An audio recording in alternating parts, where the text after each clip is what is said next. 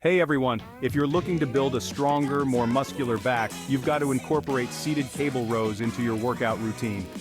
This exercise is not just about packing on muscle, it's about improving posture, enhancing core stability, and boosting overall back health. So why seated cable rows? Well, let's dive in.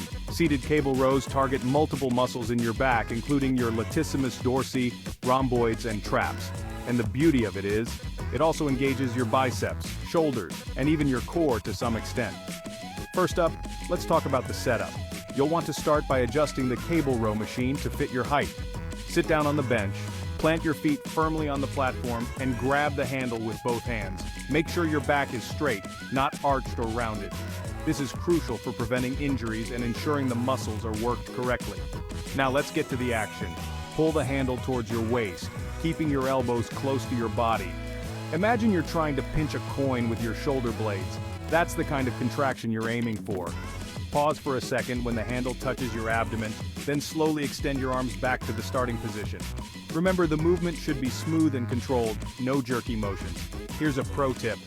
Don't rely solely on your arms to do the work. The power should come from your back. This ensures you're maximizing the effectiveness of the exercise and really getting those back muscles to work. Now, while seated cable rows are fantastic, they're just one part of a balanced back workout. To see the best results, you should combine them with other exercises like pull-ups, deadlifts, and dumbbell rows. This variety not only helps develop muscle symmetry but also prevents boredom in your workout routine. So give seated cable rows a try next time you hit the gym. Remember, consistency is key. Keep at it, maintain proper form, and gradually increase the resistance as you get stronger.